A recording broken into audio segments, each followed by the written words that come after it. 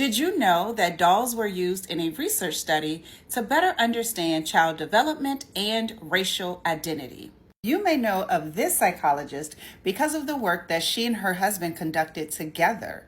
But this path-breaking woman deserves to be honored both individually and collectively because she was most certainly a force when we think about her impact in psychology, mental health, and the research and development around children and their racial identity.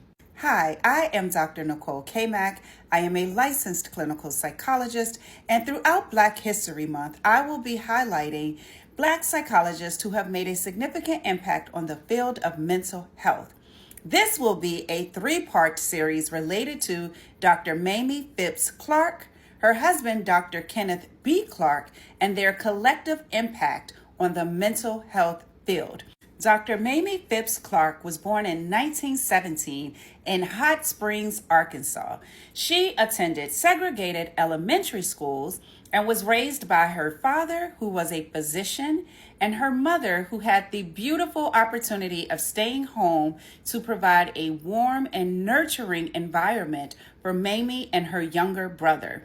This is important because Dr. Clark attributes her protective childhood environment for her later success in adulthood. In 1934, Dr. Mamie Phipps Clark attended Howard University in Washington, D.C. on a merit scholarship. Originally, she set out to study math and physics with the hopes of becoming a teacher. But as she started to study and really interact with the professors there, she felt that they were more cold and unsupportive. She met a psychology student, Kenneth Clark, who introduced her to the professors in the psychology department at Howard University. And he encouraged her, or maybe they encouraged her, to study psychology. Mamie did have some reservations as she was worried about what this meant for future job opportunities, but she was also interested in studying psychology. Mamie Clark graduated from Howard University in 1938 with her bachelor's degree in psychology. She continued on at Howard University to the master's program where she graduated in 1939. Dr. Clark's master thesis, The Development of Consciousness in Negro Preschool Children, surveyed 150 African-American preschool children in the Washington, D.C. area. She wanted to get a better understanding of issues of race and child development. More specifically, she wanted to understand at what age did African-American children become aware that they were African-American. This is an interest that she held because she couldn't remember a time that she didn't know that she was Black. She was quoted as saying she knew she was African-American from childhood, since you had to have a certain kind of protective armor about you all the time. You learned the things not to do so as to protect yourself.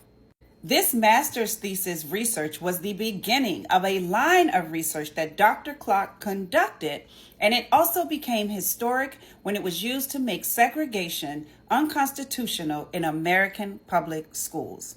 In 1940, Dr. Clark enrolled in a Ph.D. program in psychology at Columbia University. She joined her then husband, Dr. Kenneth Clark, because they secretly eloped during her senior year at Howard University. When they were at Columbia, they were the only two African Americans in that department. Dr. Mamie Clark set out to work with Professor Henry Garrett. At the time, look him up and see what you can find about him, but she wanted to challenge him and his perspectives, which were completely different from her own. Dr. Clark later became the first African-American woman to graduate from Columbia with a Ph.D. in 1943 in psychology. And she did this while raising her first daughter, and she was pregnant with her second child, her son. After graduation, Dr. Clark was unable to find an academic job despite all of her accomplishments. She became a testing psychologist at the Riverdale Home for Children, which was a refuge for homeless girls, and she realized the lack of services for African American children in Harlem.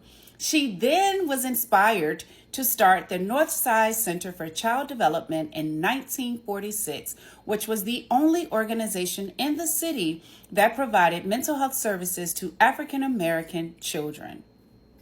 And lastly, due to her research findings, Dr. Clark served as an expert witness on many school desegregation cases, including testifying in a case against her Ph.D. advisor, Henry Garrett, who argued in favor of segregation, and her research was used on the other side.